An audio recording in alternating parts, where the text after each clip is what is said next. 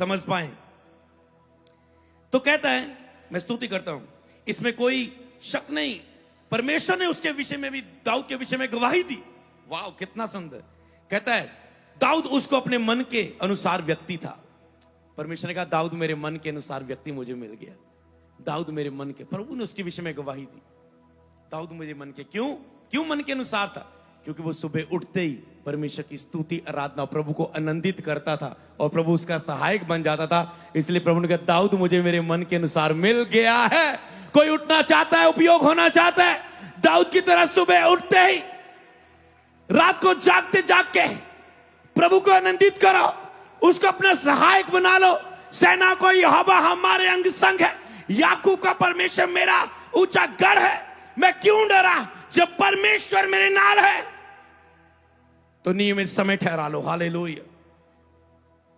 तो समय ठहरा लो, ये ही हमें बनना है, हालेलुया। जो दाऊद कर रहा था यही हमें बनना है, ये हमारा लक्ष्य हो, हालेलुया। समझ पाए, वो परमेश्वर की केवल स्तुति आराधना नहीं, बल्कि कीमती समय में परमेश्वर की खोज भी करता था। केवल वो स्तुति आराधना नहीं करता था सुबह उठ के दाऊद, आज सीखेंगे भजन सहायता से। सुबह उठ के केवल स्तुति आराधना, प्रभु को आनंदित किया, दिन में मेरा प्रभु बन गया सहायक, नो, वो प्रभु को बाकी दिन में भी खोजता था। इसीलिए बोलते वो 7 टाइम, क्योंकि वो केवल अपने रीति रिवाज के समय नहीं, सुबह मैं क्रिश्चियन हूं, मसीह हूं, सुबह उठना है, रात को पढ़ना, नो, जिसने कुछ बड़ा करना है वो 7 बार, वो दिन में 3 टाइम। हालेलुया। कुछ सीख रहे हो, कुछ समझ रहे हो? तो यहां पर भजन संहिता 63 की 1 के 4 में वो ढूंढता है प्रभु को। वो कहता है हे परमेश्वर, हे मेरे परमेश्वर, मैं तुझे जतन से ढूंढूंगा। अगर मेरी प्रार्थना करने को मन भी नहीं है, मैं जतन से तुझे ढूंढूंगा। सूखी निर्जल भूमि पर मेरा मन तेरा प्यासा, मेरा शरीर तेरा अति अभिलाषी। इस प्रकार मैंने तेरे पवित्र स्थान पर दृष्टि की, तेरी सामर्थ और महिमा को देखूं। इस कार मैंने स्वर्ग के खाते में देखा कि बहुत कुछ जमा हो गया है। इस प्रकार मैंने तेरे पवित्र स्थान में दृष्टि की, क्योंकि पवित्र स्थान में प्रभु को आनंदित किया था उसने। कहता मैं तुझे खोजता हूं, मेरा मन तेरा प्यासा, शरीर तेरा अति अभिलाषी है। इस कारण मैंने तेरे पवित्र स्थान पर दृष्टि की और चेक किया, मेरे खाते में जमा है। मतलब वो कहने का मतलब है ताकि तेरी सामर्थ और महिमा को देखूं, ताकि तेरी सामर्थ और महिमा को देखूं। क्योंकि तेरी करुणा जीवन से भी उत्तम है, मैं तेरी प्रशंसा करूंगा। इस प्रकार मैं जीवन भर तुझे धन्य कहता रहूंगा और तेरे नाम लेकर अपने हाथ उठाऊंगा। कहता जीवन भर लगातार नियमित समयों पर तेरे सामने आऊंगा और तुझे धन्य कहता रहूंगा। हालेलुया, तुझे धन्य कहता रहूंगा। तो उसने अपने जीवन में इसे अपनाया। परमेश्वर ने वायदा किया कि जो उसे सुबह, तो उसने केवल आराधना नहीं, उसने कहा मैं अगर उसे और समझ के पढ़े तो कहता है परमेश्वर मैं तुझे बोर को ही ढूंढूंगा। सबसे कहला मैं तुझे बोर को ही ढूंढूंगा। वो सुबह प्रार्थना कर रहा था, वो कहता मैं इंतजार नहीं करूंगा, दोपहर ਨੂੰ देखांगे, रात ਨੂੰ मिलेंगे। जो टाइम मिल गया था आके प्रभु मेरी बहुत मीटिंग आज, सेना ਨੂੰ तैयार करना, 5 दिन बाद लड़ाई लगनी है। कहता है मैं इससे पहले कि बाकी लोग उठें और मेरे काम शुरू हो, मेरी जिम्मेवारियां शुरू हो, कहते तुझे मिलने के लिए मैं लालसा करता हूं। कहता मैं तुझे बोर को ही ढूंढूंगा और मेरी आत्मा तुझसे प्यासी है और मेरा शरीर सुखी और प्यासे देश में जहां पानी नहीं तुझसे मिलने की लालसा करता है। जैसे मैंने तुझे पवित्र स्थान में देखा और तेरी शक्ति और महिमा को देखने के लिए, क्योंकि तेरी करुणा जीवन से भी उत्तम है, मेरे होंठ तेरी स्तुति करेंगे, कहता है। हालेलुया। तो परमेश्वर ने वायदा किया कि जो लोग सुबह जल्दी उठेंगे, जल्दी उसे खोजेंगे, वह उसे पाएंगे। कहते हैं मुझे वह लोग प्यार करते हैं जो मुझसे प्रेम करते हैं, जो मुझे जल्दी ढूंढते हैं, वह मुझे पाएंगे। नीति वचन 8 की 17 में क्या लिखा है, स्क्रीन पर देखें। जो मुझसे प्रेम रखते हैं उनसे मैं भी प्रेम रखता हूं। दाऊद ने प्रभु से प्रेम किया, सुबह उठते ही उसे आनंदित किया। प्रभु कहता है मुझे मेरे मन के अनुसार मिल गया, मैं भी उससे प्रेम करता हूं। जो मुझको जतन से तड़के उठ के खोजते हैं, जो मुझको जतन से, तड़के उठते आराम नाल उठो जाता किते, वाह ये तो बहुत वड्डी फाइट है। जो तड़के उठ के जतन से, एक दिन ज्यादा ना, मैंने पिछले साल पूरी ठंडों में आपको बोला मैंने 5 बजे सुबह लाइव होऊंगा, लोगों को आदत बढ़ गई सुबह उठने की, हालेलुया। 6 बजे, समझ पा रहे हैं? कहते हैं जो मुझको जतन से तड़के उठ के खोजते वह मुझे पाते हैं। सब सुबह तड़के उठ के जतन से, जतन उठेंगे फिर से नींद आ जाएंगी। खास करके बिस्तर पर प्रार्थना ना करें। जो सुबह तड़के उठ के बिस्तर पर प्रार्थना करते हैं, आप बिस्तर पर फिर से सो सकते हैं। कोशिश करें अपने बिस्तर से उठ के एक अलग रूम में जाके प्रार्थना करें, ताकि आपको बिस्तर की नींद फिर से सुलाना दे। बिस्तर से अलग होके कई बार आप जब पढ़ेंगे, टेबल पर पढ़ेंगे, बाइबल रीडिंग करेंगे, आपका ज्यादा समय स्ट्रांगली रहेगा। बिस्तर पर रहेंगे, ठंडी हवा में रहेंगे, वो आपको सुस्ती में डाल के सुला देगा। बिस्तर खींचता रहेगा, देख कितना सुंदर है, वो खींच लेगा आपको, हालेलुया। तो इसलिए उठें और अब अपने प्रार्थना के विशेष स्थान में जाएं, हालेलुया। तो वो कहता है वो जो मुझे पुकारते हैं तड़के उठते वह मुझे पाते हैं। तड़के उठ के प्रभु को पुकारो, प्रभु को पालो। दिन में सारा दिन आत्मिक ताकत रहेगी। जब तक तुम इसे पूरी तरह मानोगे नहीं, प्रभु तुम्हें सिखाता रहेगा, हालेलुया। तो हमारी भक्ति का समय केवल प्रार्थना तक सीमित नहीं रहना चाहिए, बल्कि इसमें व्यक्तिगत बाइबल पढ़ना भी आपको शामिल करना है, क्योंकि आप व्यक्तिगत विकास अपना कर रहे हैं, हालेलुया। ज्यादातर जो सेवक लोग होते हैं उनको उपदेश देने के लिए वो बाइबल पढ़ते हैं, यहां पर उनका व्यक्तिगत विकास रुक जाता है। इसलिए मैं कहता हूं चीजें कम करनी पड़ती। इससे पहले कि हमने उपवास प्रार्थना में आपको जोड़ा, हमने एक फास्ट, लोग कहते हैं हमने भी फास्टिंग रखे, हमें भी जोड़ो। मैंने कहा नहीं, पहले हम व्यक्तिगत रहेंगे, फिर लोगों को लाइव करके जोड़ेंगे उसमें, हालेलुया। समझ पा रहे हो? लोग निकालने में व्यस्त है, व्यक्तिगत अपने आप को भरें, व्यक्तिगत भरें। तो केवल उपदेश के लिए आप अगर बाइबल पढ़ेंगे, लेकिन अपने दिलों को आत्मिक रूप से पोषण देने के लिए आपको बाइबल पढ़नी चाहिए। अपने आप को व्यक्तिगत विकास के लिए आपको बाइबल पढ़नी है। अगर केवल आपके पास उपदेश देने के लिए ही समय है, तो आप अपने जीवन में, कहता है मैंने तेरे वचन को अपने हृदय में छुपा रखा है ताकि तेरे विरुद्ध पाप ना करूं। भजन संहिता 119 में,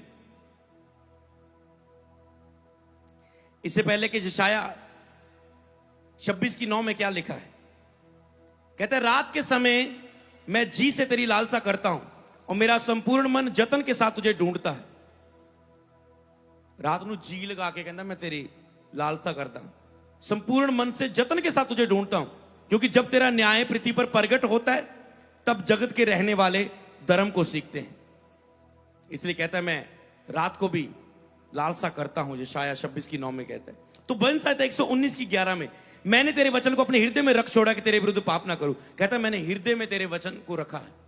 इसलिए उपदेश के लिए बाइबल नहीं पढ़ना, अपने हृदय में अपने रखे वचन को, अपने व्यक्तिगत विकास के लिए।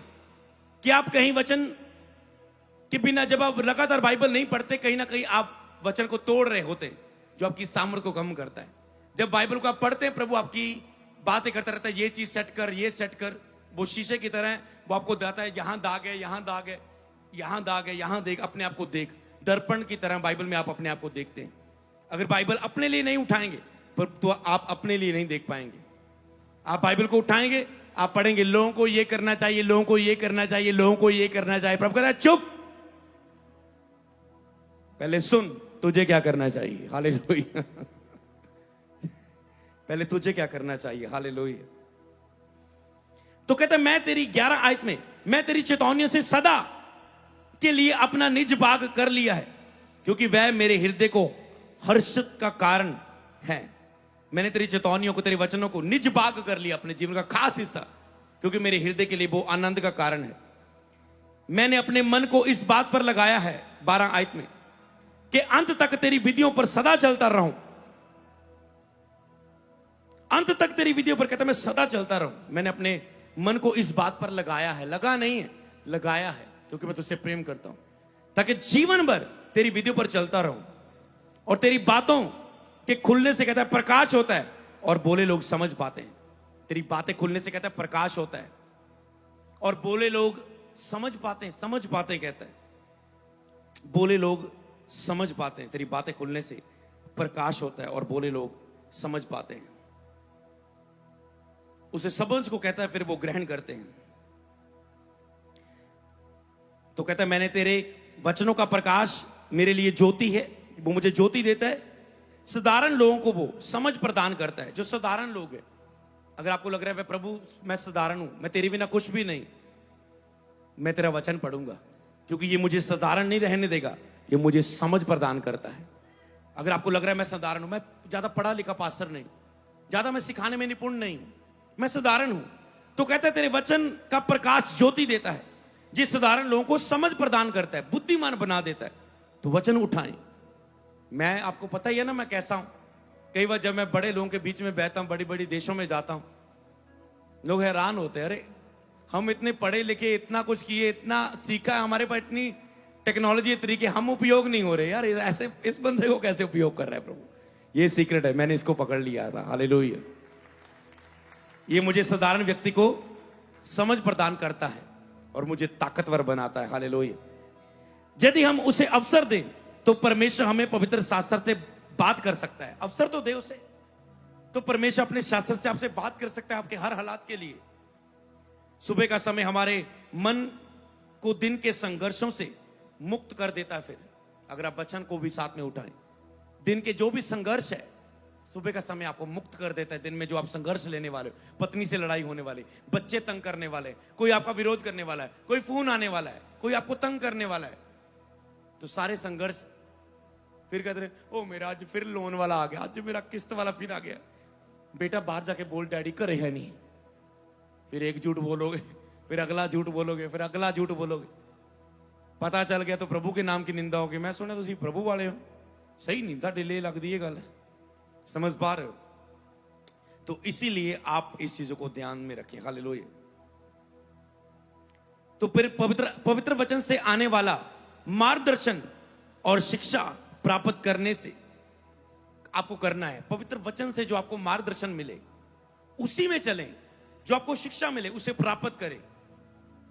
आपको पता है आप सब सेवक हैं और आप मेंटरशिप में सेवक भी लोग उपस्थित हैं बुधवार ऑनलाइन और यहां पर। तो हमें याद रखना है कि हमारी शिक्षा और हमारा प्रचार, जो हमारा व्यक्तिगत अध्ययन है, उससे आना चाहिए। हमारी लाइफ का ओवरफ्लो वो लोगों के लिए होना चाहिए। हमने अपने आप को भरा व्यक्तिगत प्रार्थना से, व्यक्तिगत वचन से, अपने लिए जो हमारी लाइफ में ओवरफ्लो हुआ भरपूरता से आना चाहिए। हमारे अंदर वो वचन हमने प्राप्त किया व्यक्तिगत मनन प्रार्थना के द्वारा, और वो उभरता हुआ हमारा आना चाहिए कि ओके ऐसी प्रार्थना शुरू करो, ये प्रार्थना आप उन्हें में जाएं, प्रार्थना में जाएं, फास्टिंगों में जाएं, नाइट प्रार्थना में जाओ, तो वो उभरता हुआ वचन फिर लोगों को दो। तो व्यक्तिगत अध्ययन से ही आपके अंदर आना चाहिए ये स्पिरिट का ओवरफ्लो। हालेलुया। जो लोग फिर आपकी बातों को सुनेंगे वो आशीषित होंगे। जैसे परमेश्वर का वचन आपको आशीषित करता है, फिर जब लोग सुनेंगे उसे तो वो लोग भी आशीषित होंगे, क्योंकि वो आपकी लाइफ का ओवरफ्लो होगा। हालेलुया। आप तभी लोगों को प्रेरित कर सकते हैं जब स्वयं आप उस वचन से प्रेरित हो, वो वचन आपको छुए, आपको हिलाए और आप उसे अपना ले, तो ही आप उसे दूसरों को दे सकते हैं। इसलिए मुझे आपको दैनिक प्रार्थना का, अपने रोज की प्रार्थना का, बाइबल को आपको एक हिस्सा बना लेना है। आज रोज की प्रार्थना का एक हिस्सा बना लेना है, ताकि वो आग से आप उसे बहा सके, आग से आप उसे आगे ले सके। आज पता है बहुत सी सेवकाइयों में प्रार्थना नहीं, अगर वो प्रार्थना की आग में जल नहीं रहे तो वो जागृति की आग में नहीं जलेंगे और वो प्रार्थना का प्रीच नहीं कर पाएंगे, क्योंकि वो खुद प्रार्थनाओं में नहीं। और जब कलीसियों में प्रार्थना का प्रचार नहीं होगा, उपवास का प्रचार नहीं होगा, तो कलीसियाएं मन फिरा के प्रभु की दया जैसे देशों पर होती थी वो नहीं देख पाएगी। सबको जय मसीह की। मैं जतिन बब्बर और आप देख रहे हैं मसीह परिवार चैनल। जैसे कि आप सब जानते हैं कि मैं इस चैनल पे प्रभु के अलग अलग दासों की वीडियोस डालता हूं, तो अगर आपको हमारा चैनल अच्छा लगता है तो आप इस चैनल को ज़्यादा से ज़्यादा सब्सक्राइब जरूर करें, ताकि आप प्रभु के वचन को सुन सके। वीडियोस को ज़्यादा से ज़्यादा शेयर करें ताकि जिन लोगों तक वचन नहीं पहुंचा उन तक भी वचन पहुंच सके। सबको जय मसीह की। एक बार मैं आपसे दोबारा कहूँगा कि इस चैनल को सब्सक्राइब जरूर करें और वीडियोस को ज़्यादा से ज़्यादा शेयर करें। जय मसीह की।